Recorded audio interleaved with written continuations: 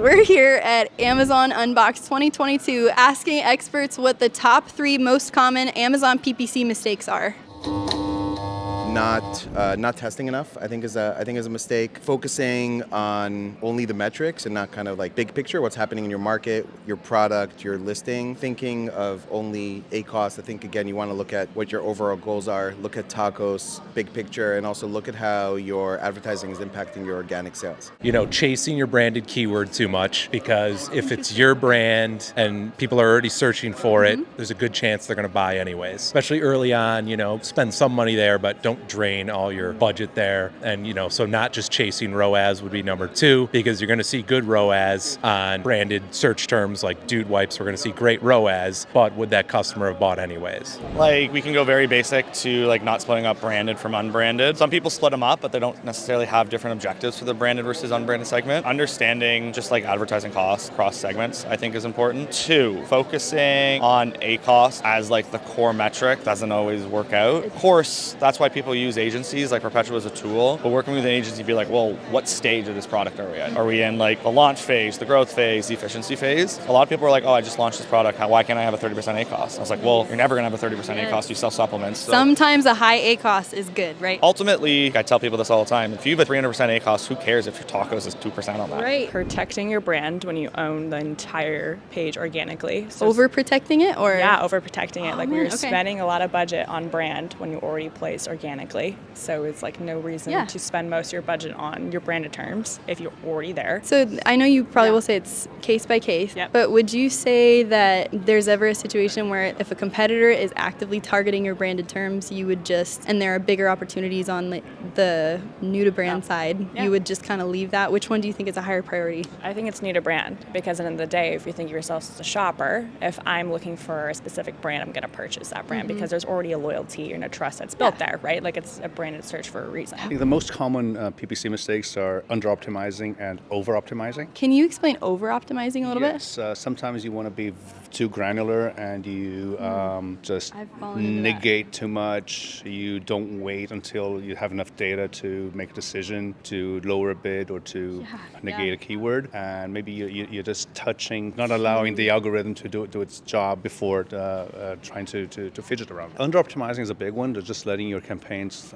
flow freely without any supervision. I see a lot of that. People just turn on a campaign and let them roll for months sometimes without any optimization. Not really understanding that the PPC is your marketing budget. Far too many sellers that are brand new, they just think that they're going to make money off their PPC, and they're looking at it the wrong way. At launch with your PPC, you're in data collection mode. All you're doing is collecting data so that you can then look at that data and see what's worked and what's not worked, and then optimize things down. So I think a mistake is simply not looking at it as, I'm going to lose this money. This is my market. I think if you opened a store, you're going to spend money on a billboard, on a magazine article. You don't know if you're going to get money back from that unless you put a specific number and people happen to use that for tracking. But this is your marketing budget. That's how you should look at it, and you should expect to not make any money at launch on that PPC budget. Biggest mistake that I see is not having enough budget to keep your campaigns running during a day. It's extremely important, especially in data collection mode, like I stated at the beginning at launch, to make sure your campaigns are actually running 24/7. Even if you think that your campaign might not convert at 2 o'clock in the morning, you don't know until you have the data. And now there's hourly analytics available now to most people. If you're using a third-party tool, our tool at Helium 10 or with Incrementum, I'm sure you guys have hourly analytics. Then you have that data, and you can see, oh yeah, I actually am converting at 2 o'clock in the morning. If you don't have your campaigns running throughout the day, at least at the beginning, then you're not going to see that data, and that's a huge mistake. So when your ACOS starts to take off, maybe it gets out of control, what are some steps that you take to decrease ACOS? I mean, there are many reasons why ACOS may run out of control. You have to surely take a look at your where the waste is. Is it with keywords that are not converting? Is it with keywords that are not relevant? And each of these will require different actions. Mostly what you do is just lower your budgets, and while you assess where you're... Oh, that's a great point. So as you're assessing, you need to take a step back and kind of say, okay, I don't want to waste any more until I know exactly where the hole in the boat is. Exactly. Lower your budget, see where the waste is going, cut where you need to cut, optimize, and then allow the algorithm to build back into your pocket. So I would say it depends within the category you're playing in, right? Because ACOS is always a tricky game. It's going to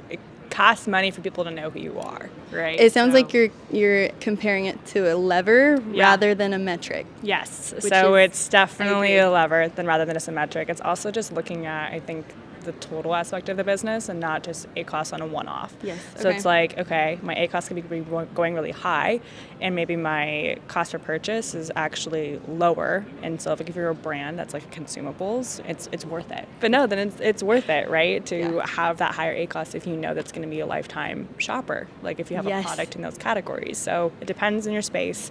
If you're in a space that's really competitive, it's a balance of it. So it's understanding like what those peak times are of the day parting, trying to balance it out so you're not trying to compete in the full day for some of the categories where the biggest players are, honestly. I guess the easy answer is to say, figure out what's converting, what's not. Ultimately, when I talk to a lot of people and they're like, how do we figure out and decrease ACOS? Let's start with the fundamentals. Like everyone talks about being retail ready. How often are you refreshing your PDPs? Everyone's talking about hourly bid adjustments, which I think is the future. But first, just start off with the fundamentals. Make sure you have like your A+ content. And it sounds really simple, but a lot of people aren't really prioritizing that. And so ensure you have the fundamentals right, and then it just can come down to strategy. ACOS shouldn't be the ultimate goal, but like tacos is probably a better leading indicator of advertising effectiveness. But like, do you want to compete on flagship category keywords? If you don't really want to and you don't see the value, maybe we can like not go after that. Conversation we have a lot is changing advertising aggressiveness based on organic rank. People are like, oh, if I'm 1 to 5 in organic rank, maybe we decrease bids volume overall. Of like